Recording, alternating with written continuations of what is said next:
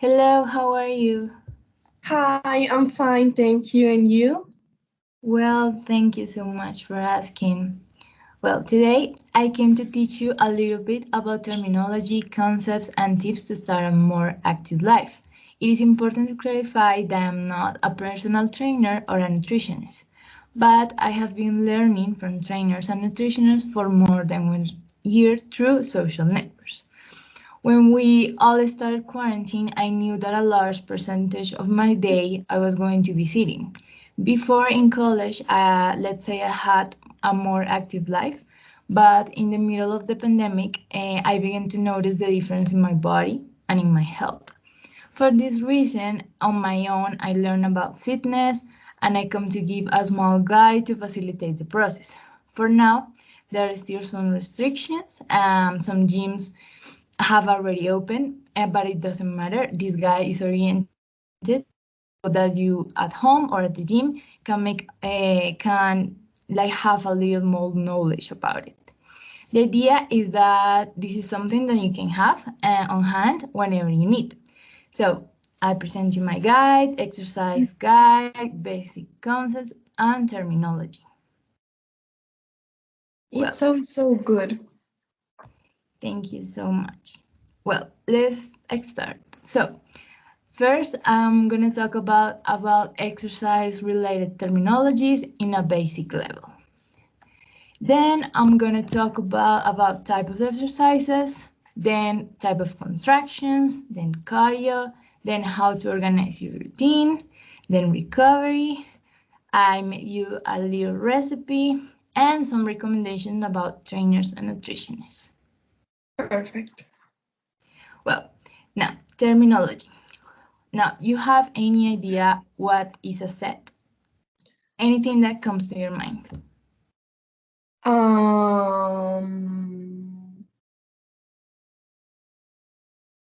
It's like a small routine. I'm not sure. Let's say something like that. You were a little bit close. So, it's a group of exercises separated by periods of active rest during, like doing jogging, walking, doing another exercise, or absolute rest. So you do some exercises, you rest, some exercises, you rest, and repeat. Okay. Then we have a superset. Where is a superset? Grouping two exercises and repeat frequently with rest between them. So you do squats and you do lunges. Then you take a break, either it's active or total rest, and then you go back and do the squat and the lunges and repeat. That is a superset. It's okay? You understand the terminology? Yes. Okay. Then we have repetitions. What are repetitions? Grouping of, for example, the number of times an exercise is performed in series. So you're going to do 11 squats. That's, like the number of times you're going to repeat one exercise. So 11 squats, 10 lunges, 5 push-ups, for example. And that together is a set. Now, I want to talk about a very important concept that is progressive overload. What is this? Sometimes you are watching a live trainer do a routine and they talk about this, and most of the time we don't know what they are talking about. So, progressive overload is when you increase a fitness parameter, whether it's weight, sets, or reps. So, for example, you got 12 repetitions with 10 kilos. Next week, you do 12 repetitions with, no, more, 14 repetitions with 10 kilos.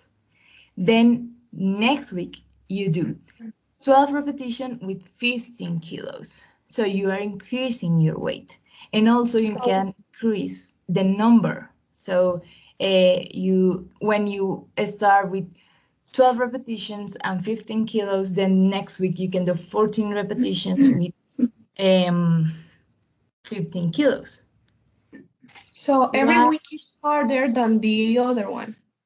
Yes, and I'm going to explain you why. It's because um, let's say that our muscles gain strength. We gained experience, our body gains experience. So it is important for you to keep going and challenge your muscles in order for them to grow and the exercise to do what it's supposed to do. So that is really important. Now you're going to continue. You have another question? No, not for now. Thank you. Okay. Now I'm going to explain you type of exercises. There are two types: compound exercises and isolated exercises.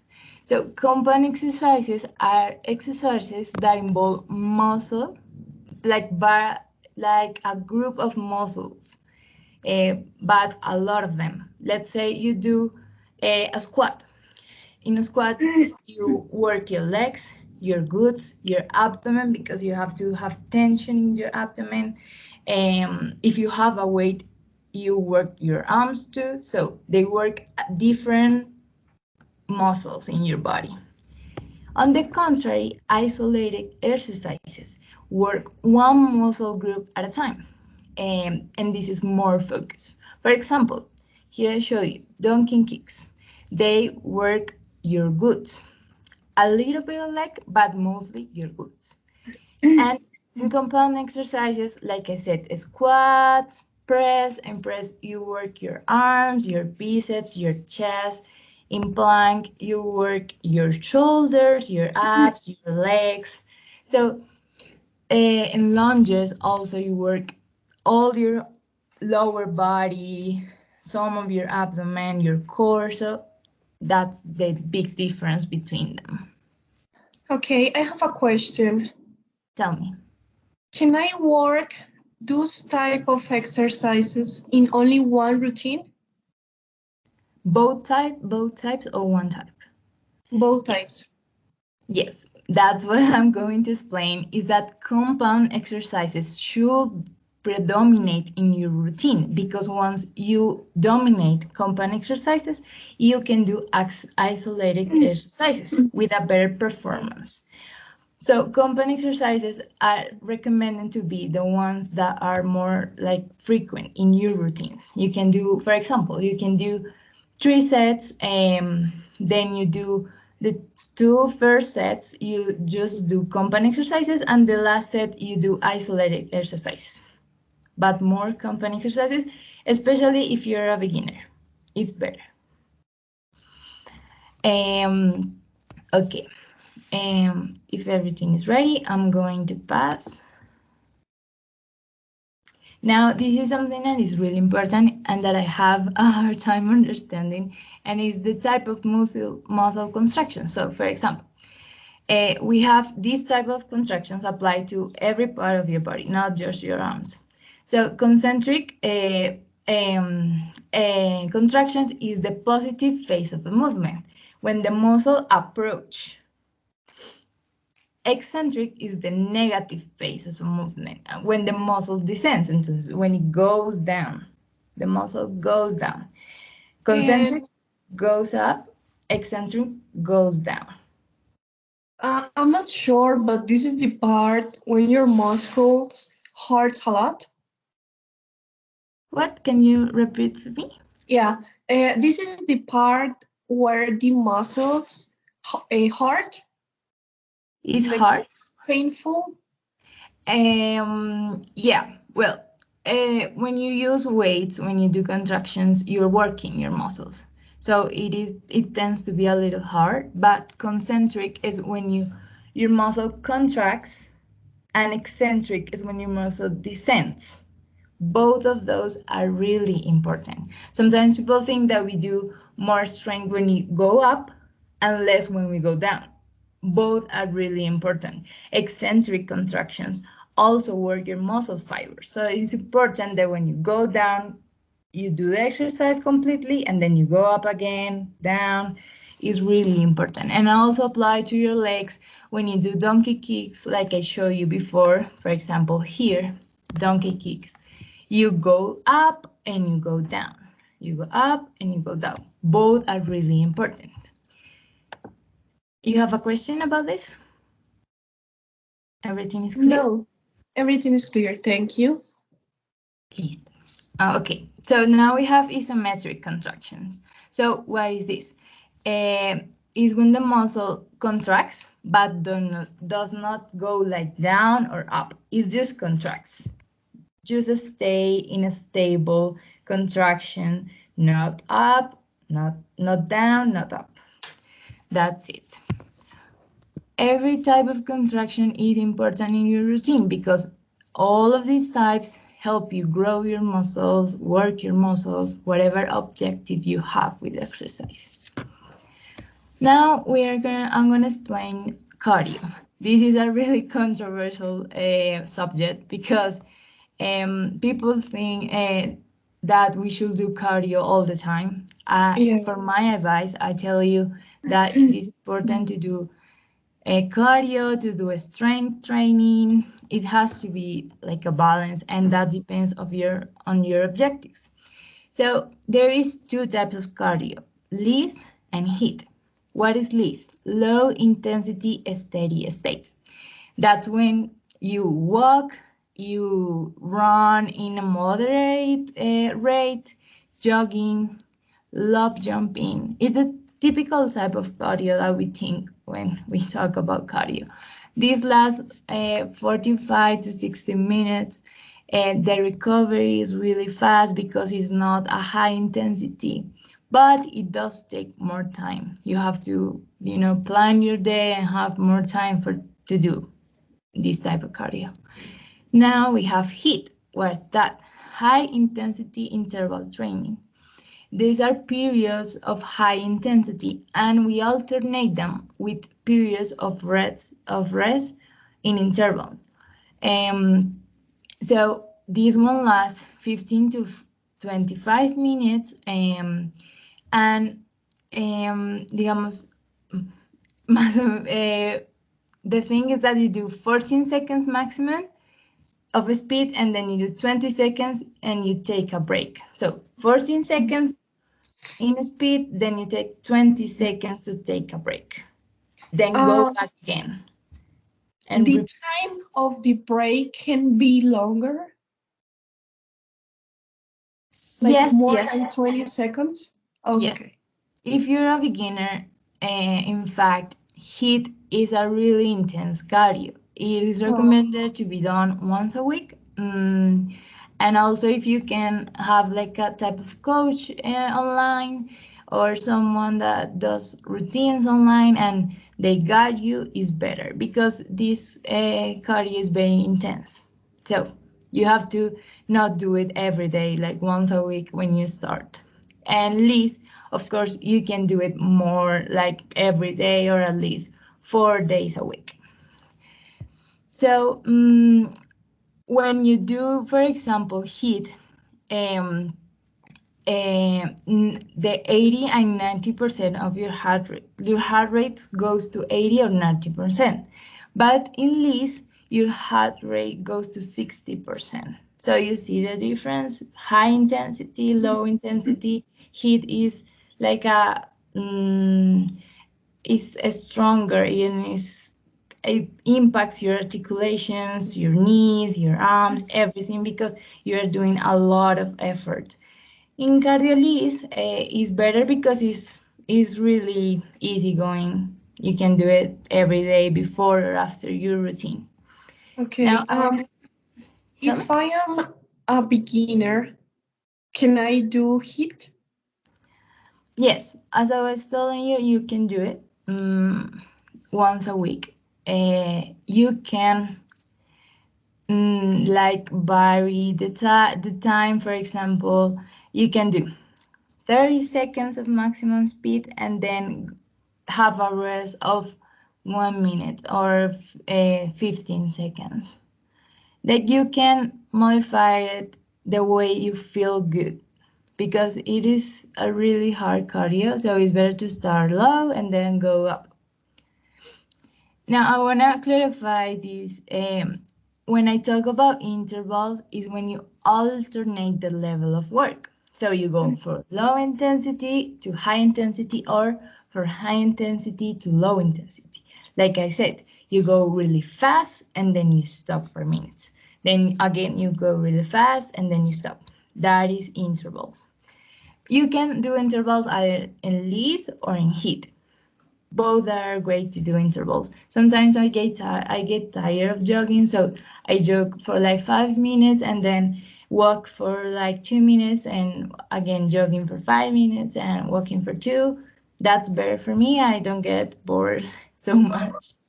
Okay. You have any other question? No, thank you. Okay. Now we are going to move on to how to organize your routine. I struggle with this because I started doing my whole body every day, all the time. And that's not a really good way to organize your week. So I'm going to explain you a little bit so you understand. Um, Generally, the workouts are divided into groups to allow muscle recovery. So there is upper body, and there is lower body. So, what is upper body? What involves upper body? In general terms, upper body are shoulders, biceps, triceps, chest, and back. Your whole back. That's upper body. And your abdomen too. Now we have lower body. Arms, this part over here, can you see me? This part over here, arms. Yes. These are arms over here, and these are quads. In front, quads, back, arms. Then you have your glutes and your calves, these ones. That's like in general terms, of course, there are more muscles, more muscle groups, but in general terms, that's a good way to summarize them. So, a very important thing is that why we divide upper body then lower body, because we have to allow our muscles to recover. If you work your glutes and your legs one day, and the next day you work again your legs and your glutes, you're not going to allow to your muscles to recover. And when your muscles recover, they transform. The work you are putting on them, they transform at night when you are sleeping. So it is important, and like in 24 hours, 48 hours, they are still working. So it is important that you do upper body, upper body, lower body, and that is the recommended way. Okay, well, I I want to talk about something that is important too, and it's abs. Something that I struggle a little bit with, because your abs, it has to do a lot with your fat percentage. You don't have to do thousands abs a day to get your abs. You already have them. They are just covered in a layer of fat. So, but you do have to strengthen them. So you can train them twice or 2 times or 3 times a week is enough. However, these, like I said, are made in the kitchen. Your nutrition is very important for your abs. Something that I thought that I will do like lots of abs every single day and I will get abs. No, until I changed my nutrition, that's when I got a better definition. Now, I made you here a little example. So, for example, Monday, quads, calves, and glutes. Tuesday, shoulders, biceps, chest, and abs. Wednesday, arms and glutes. Thursday, back, triceps, and abs. Friday, glutes focus. And Saturdays, your whole body, for example, and some cardio hit. So if you want to work more in your upper body, you can do 3 days of upper body, 2 of lower. If you want to work more on your lower body, 3 days of lower body and 2 of upper body. You can change this the way you like, according to your goals. But it is important, something that I really recommend and the other trainers and nutritionists recommended to me is that it's important for you to work your whole body for it to be symmetrical. Not only focus on one part, try to focus in your whole body. That is a really important thing. Now, I have a here I question. guess, tell me. Um, how much time before I change this routine I must do it like every time? Like, for example, I have this routine Monday, Tuesday, Wednesday. So I have this routine during 1 month and then I change it. You can do that. You can change this the way you like. Sometimes people, for me, this is my routine. I like it this way. But sometimes I do changes. The most important thing is that, like I said, you do lower, upper, like that to allow Okay. your muscles to recover. But you can change the routine the way you like. You can next week start maybe with glute focus, then go to your back triceps and abs. You can change it the way you like, the way you feel the day you want, what you want to work out that day. Okay, perfect. Okay. Another question? No, no, no, no, thank you.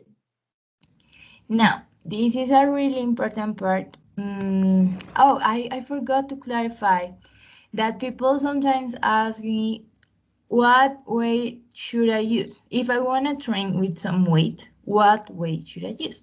So I tell them that the one it fits you because in different you have different strength in different parts of your body. You can have more strength in your legs than in your arms, for example, like me. So you have to like give it a try, see what weight is good for you, but more than the weight, it is important the technique of the exercise. First, you should focus on the technique so you don't have an injury. You, when you have your technique, well performed, then you add your weights. You can try whatever it fits you, whatever you feel good to, and just like I said, uh, in the progressive overload, you start to change the weight in the weeks when you feel good to do it. Okay. Now, this is a really important part. When I first started, I didn't see the results I wanted to see is because I wasn't following these recovery steps that are really, really important for your muscles. So, first, stretch. I know you can be really lazy to stretch at the beginning, and at the end, when you are tired, you don't want to do anything more. But it is important to do it beginning and the end of your routine. Now, your hours of sleep also important. Take 7 to 8 hours for allow the muscle to recover. Is really important. Then your hydration, you should take the most quantity of water that you can. Remember that your body has a high percentage of water, so it is important that you drink as much as you can. And nutrition, well, I'm not a nutritionist, but like I said, try to avoid processed foods, make your diet the more natural that you can. And it is not about not eating. When you exercise, and even when you don't exercise, your body needs it's fuel for your body. Your body needs food, so it is important that you eat well, and that also is very important for your muscles. In order to your muscles to grow, to lose fat, you need food to make that happen. Any other type of question? No, thank you. Okay. Now, I made you this little recipe because I know when you start, it's really hard to, you sometimes get some days that you want to order crepes and waffles every day, but that does not gonna help you to your process. So, I made you this little recipe that helped me a lot with my sweet cravings. So, these are healthy sweet crepes. Um, So I'm gonna tell you the ingredients. Is 1 cup of oat milk, either flakes or flour. You can use both, one Okay. or the other. Um, 200 milliliters of almond milk. Almond milk, coconut milk, cashew milk, any vegetable milk. I recommend it. If you do drink cow milk, it's fine. Use normal milk. Then 1 egg, 1 tablespoon of coconut oil for your pan. Chocolate, I'd recommend 80% to 100% of cocoa, no sugar added. Honey, optional. If you have a really sweet tooth, you can add honey to your mixture, so to make it more sweet. And your toppings, these are for you. So strawberries, bananas, blueberries, grape yogurt, kiwi, whatever toppings you like. So I'm gonna explain it really quick. So first you have to prepare your ingredients, then mix the oats with the egg and the milk that you use. So you put it in a blender, and if you want the honey, you can add 2 spoons of honey. You blend it, and then you grease your pan with coconut oil, and you put the mixture in the pan. Make sure to spread it very well, and calculate to leave mixture for like 2 crepes more. Then while the crepes are making, you can mold your chocolate. So you can do it in a pan, like 2 pills, or in a microwave. And when it's melted, you let it cool. Then when your crepes start to make bubbles, you can flip them and let it cook from the other side. Then when they are ready, take your crepes and let them cool out for like 1 minute. Then put a layer of chocolate and your toppings in only 1/2 of the crepes. Then blend and then pull it over, and you can add some chocolate on top. And that's it. It's really simple. It sounds so delicious. Yeah, it's really good, and it takes you like 5 minutes to do. It's really easy, and you can not eat maybe crepes and waffles every day and change it a little bit with other recipes. But remember that it is important that to feed your body and enjoy food more than anything. It is about eating and having a balanced diet. That's it. But if you want to have a nutritionist and a trainer, even better if you can have them. If not, like I said, avoid processed foods and sugar, refined sugar. Now to finish, I wanted to add some like trainers and nutritionists that had helped me in my process. So here we have Silvana Araujo, Sasha Barbosa, Isa Vasquez, and Lynn Lowe's. All of these are really good trainer nutritionists. They post about this, they do lives, they have programs that you can check them out. They give you tips on nutrition, how to perform well and exercise, everything. They are really good. So if you want to start, I recommend you any of these or all. You can check them all and have tips on everyone. They all have different approaches, and they are really good. Perfect. And that's it. That's everything I had for you today. Okay, many thanks. Seriously, this is a very important thing. The world of the exercise is pretty important for my health, and I really, really, really want to start. So, with this book, all these tips, I feel like I can start now. I'm glad you like it. Yeah, in this pandemic, it is important that at least some days we do something like jogging, walking, some routine, even if it is short, it doesn't matter because we are sitting all day looking at the screen. Our body also needs some activity. So I'm glad you like it. This guide is for you, so I will send it. Thank you so much.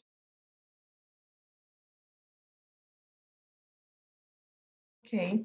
Hi, how are you? Hi, fine, thank you, and you? I'm fine, thank you. Okay, so the last part you explained to me something. No, I'm gonna explain you back this thing. So today we will learn about how to create your own business.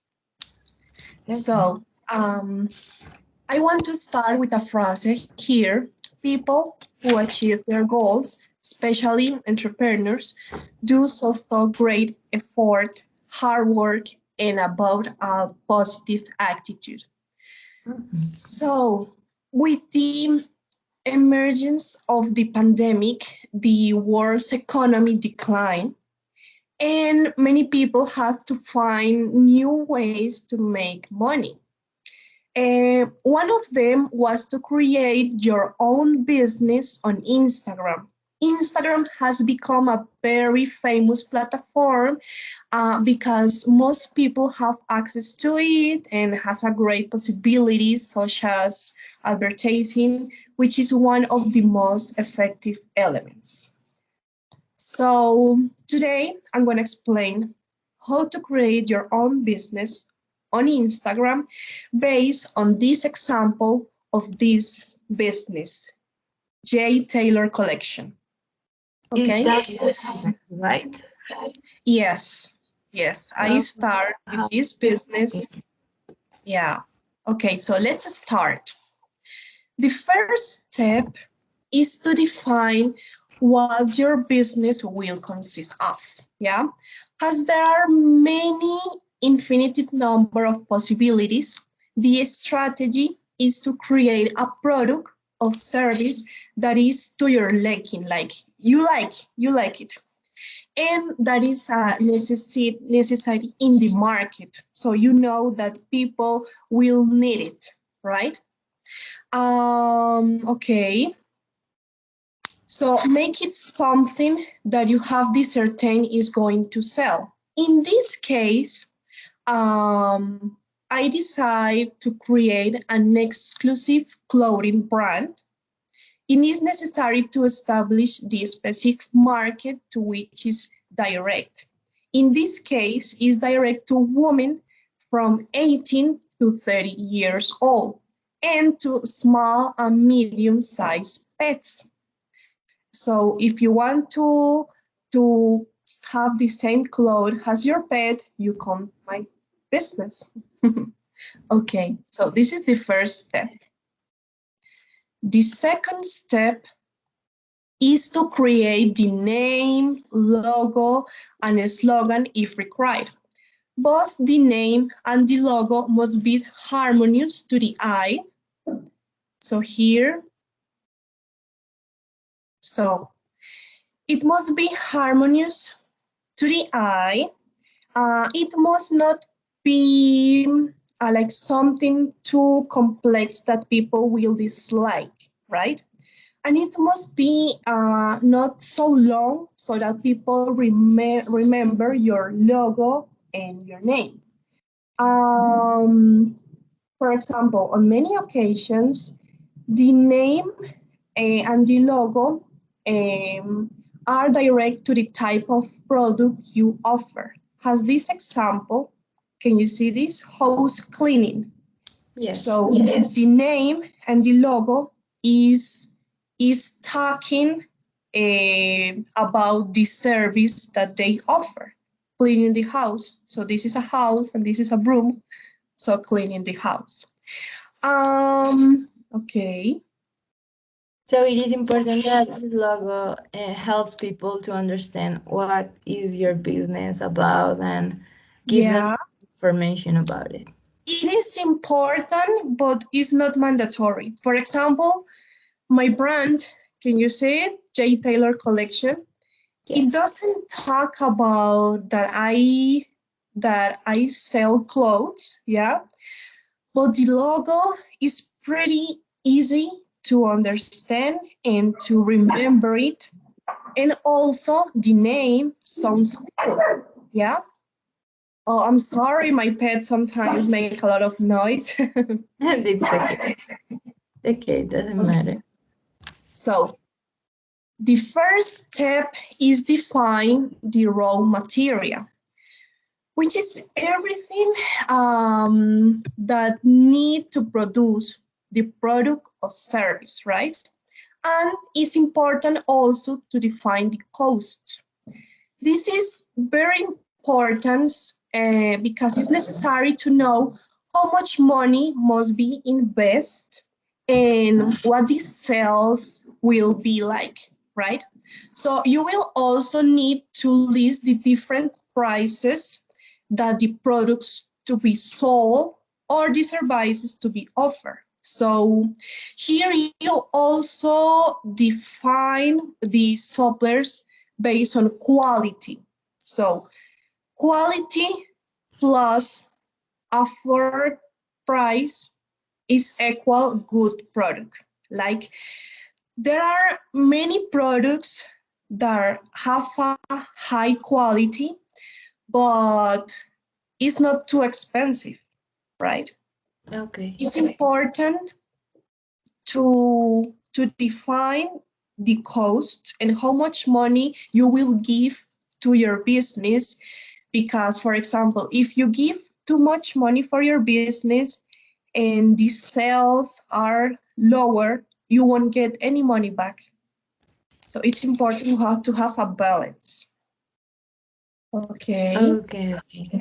Yeah. So it is important that you first do like an evaluation of your cost, what it will cost you, like your product, and then do like a financial thing and establish what the price will be that you have like a like you receive as you give you receive but you receive even more, right? So like Exactly. you have like a yeah, you receive more than you are putting on the product. Yeah. Exactly. Yeah. Okay. I understood that. Okay, so the fourth step, how you can see it, um, the other step is talk about being very clear as to how the product and service are going to be offered. What is going to be the marketing strategy? What is going to be like the innovate point? And what will be the difference that your business have from other business? Yeah. So one of the biggest possibilities that are currently being used is to create your business profile on Instagram and or create a website, as I told you at the beginning. It is very important to define how you are going to carry out adversity. Like the most advice is to be aware of what is that today. Flyers, brochures, and papers advertising is not longer a good strategy because it pollutes the environment and people no longer look at it. If you are walking on the street and somebody give you a paper saying, "Oh, a new clothing brand," um, you actually you don't read it right now. You just throw away the paper. So it makes pollution to the environment because imagine how much paper you need to get to give all those products to the people. Okay, I have a so question here. yeah, tell When me. you mentioned Instagram as a social media app, but uh, do you recommend another apps to make it like your strategies in them and show the public your brand? Yeah, for sure. You can do it on Facebook. You can create your website in some pages that people use, like Wix, for example. But one of the most famous platform in today's digital area is Instagram because most of the people use Instagram and it's pretty easy to make your own business throughout it. Okay, thank Yeah. you. You have another question? No, I understood everything really well. Okay, perfect. The fifth step is the production. which is basically defined depending of the business for sure. In this case, in my business example, outfits must be depending like manufacturing. Like it's very necessary to keep in mind the type of fabric of the different garments, that all the outfits of the same collections are the same, like none shall have a difference or a single defect. Like all the outfits must be the same. Like quality Um, on the yeah, quality you're selling or anything that you're selling. exactly. Also, the form and type of delivery, in this case, a diamond shaped box. Can you see it? Yeah. Okay. A diamond shaped box is chosen if it's for the purchase of woman's garment. For example, if you buy clothes to me, I'm gonna give you your clothes in this type of box, a diamond. But if you buy some clothes for your pet, it will be a bone type of box, like a bone. Exactly. So you have Um, to be public that you're selling that object or clothes or whatever too. Like if it is to your pet, the package is different. And if it is to a person, the package is different. Like that's something that you have to think too. exactly. Yeah. You need to think about the strategy to make your clients go to you. Yeah. So this is a very nice box. Like it called your attention. So the physical view of your products, of your business, talk about who you are. So it's pretty important that you offer beautiful products. Okay. Yeah. Um, okay. The next step is um, define small elements that distinguish the company. For example, in this case, I decide to give my clients some small gifts. Yeah. If you buy to me a clothes, an outfit, a dress, or a pants, I will give you in your box, I will give you a small perfume like this one. Can you see it? Yeah. Yes. And if you buy an outfit for your pet, I'm gonna give you a ball so your pets can play with it. And um, with my clothing brand, I decide to make a strategy. I'm not working only with Instagram platform. No, I'm working. I have a contract with some shops. They allowed me to put a paper like in a wall, and the paper said, "Welcome to J. Taylor Collection." And down there is a QR code. So it really calls your attention because we don't see QR codes in the street every day, right? It is pretty strange. So if you see a QR code, it immediately calls your attention. And if you scan the QR code and it goes immediately to the Instagram profile, I will give you 20% in your shop. Yeah. So if you know my shop through the QR code, you will get this percent. So all these two strategies are like things that help, like have the clients there and always go for your brand and when they're going to shop, they remember, oh, this brand does this and that's nice, like that. Yeah, exactly. Um, it is pretty important to take these small elements because that is the way your clients will remember you, right? So if I give you the perfume of the company and you really like how it smells, you will remember me. Yeah. If I give you the ball for your pet, you will remember me. So these small elements make the difference between your own business and other business. So the important thing is that you have a very innovative point.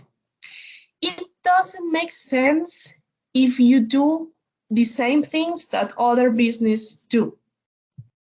It's not it doesn't make sense. The important point is that you make different things.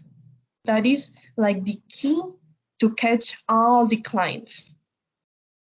Yeah. Oh, okay, very Okay, nice. so you have another question? No, I understood everything. It's really interesting because when you think about doing all of this, you sometimes you don't know where to start, what to do, what is important for your clients to to give them to them, and but also make it a business, and you have some type of regards to it, and it's really important. And you are totally right in terms of like technology. That was the part that really triggers me, because it's right, when you receive something on paper, you sometimes you don't look at it, you leave it, like, or you're in the street, you just leave it someplace. Oh, it is important to start in social media, is where now everybody you know do stuff. Sometimes people like to buy online better now because of the pandemic too. So Yeah. it's really interesting. Exactly. For example, let's say that you print 500 papers. Yeah. With 500 papers, if you are lucky, like 150 persons will look at it if you are lucky. Yeah. So imagine you print 500 papers and only 150 persons look at your papers. But if you have your profile on Instagram and you pay to Instagram to make your publish, you can have 5,000 persons every day looking at your profile. So it's easier, it's cheaper, and it's guaranteed. Yeah, and it helps clients right now. That's Exactly. something that we really need. So these steps are of utmost importance because they are the strategies that will allow your business to be well established, to generate profit and not losses. Yeah. So the more customers that come to your business, the more they will generate sales using strategies. Your business and your brand will become more recognized and achieve success. Okay, okay. Okay, so this is everything for today. I hope you like it. Thank you so much. It was really nice. I loved the presentation, and the explanation was really good. You're This welcome. is something really helpful for some of us right now that want to start like a little business to help with the economy of the house.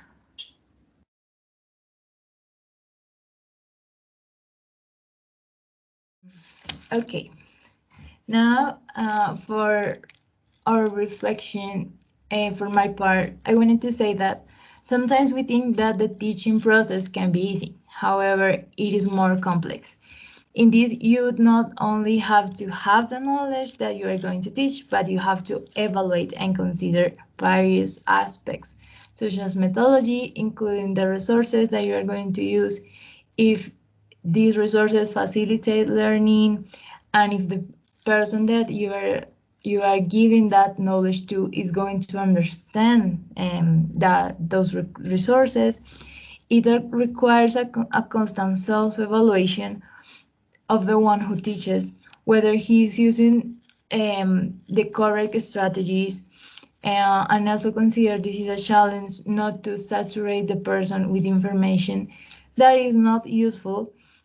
So it is important to avoid not to have a filter that allows us to evaluate what is important and what is not. As Whitehead says in his article, education is the art of using knowledge. So you must find like an important application of that knowledge in real life. But it is a challenge for education to not teach inner ideas or to make knowledge inert, which is hardly these ideas are hardly received in the mind and they are not being used. They don't have a practical um, use. So this is important, and also the role of the educational psychologist in this is really really important. I also consider that something that interactionists offer us is that each person in their interactions with others or with the environment gives meaning and represents that information that they receive in different ways due to previous experiences. So therefore, I will dare to say that the process of learning are different for everybody. Like everybody have different process of learning.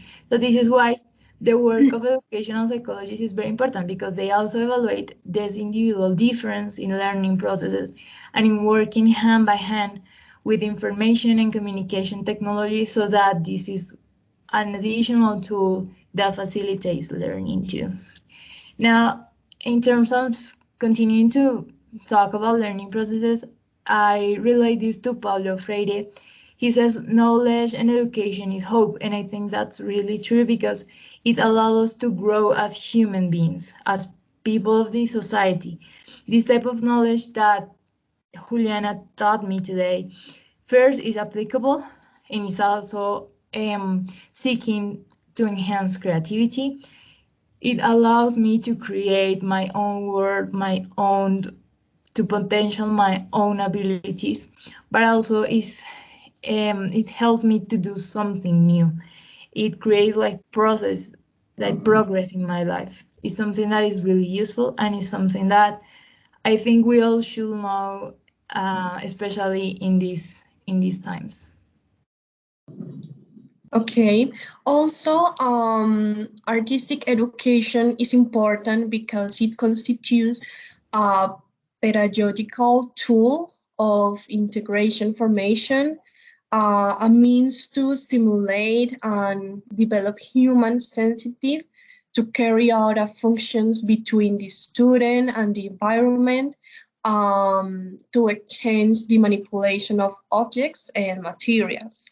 So it refers to the fact that the real task of a teacher, that of educating and creating critical thinking in autonomous subjects, is by no means simple. But if instead what we want or what the teachers want is to mold young minds to act according to our own interests, it will be simpler because training is a task that does not require another thinker, but simply to respond to stimulating certain ways. So teachers must begin by creating an environment that allows spontaneity and not impose teaching criteria always direct because each person has their own interest and their own faculty of expression. So thus the role of the teacher in this area is not to teach techniques, but to stimulate the child, um to develop his own technique, his own form of authentic and personal expression. The development of his own creative understood as allowing the child to discover for himself the things that the teacher and the world have already discovered some time ago, but which are new to him and to express them in an original way. So when we reflect on education, we have to keep in mind what is the objective that we are looking for with such a task. Whether we are educating the children or at the head of a class, we are the ones who can give them the tools to learn, to manage, or submit them to our authority. But it will depend in each case of the personality of the students and the teacher. But if we don't know the type of teacher we want to be or the type of students we want to form, then we run the risk of wasting a great opportunity for learning, not only for the students, but also for ourselves. So if we open our minds and think of education as a whole full of variants and different forms of action, then we will be able to transform our own reality and improve our quality of life and that of the people around us. So only in education is the seed for a better world that we are responsible for sowing. Yeah, everything that we just reflect on also make us think that the situation now in Colombia, where education is not showing the results in tests, where we still have some schools with traditional approaches, make us question maybe that educational psychology has have a big task now in education to implement all these elements that we just said and to make knowledge a way for people to first transform themselves and transform the reality and just progress to create a better society, not just Exactly. learn and to know because I have to learn because that's what my parents tell me I have to go to school and learn. No, education should be a tool, an instrument to make us better human beings, to help us interact with others, to help us innovate and make a better society. Exactly. And finally, it must be emphasized that education is a continuous process that never stops. So we are always learning something new. Every person who crosses our path can teach us something. So whether it is a new skill, a life story, or simply behaviors, looks or ways of expressing ourselves that we may later use or discard.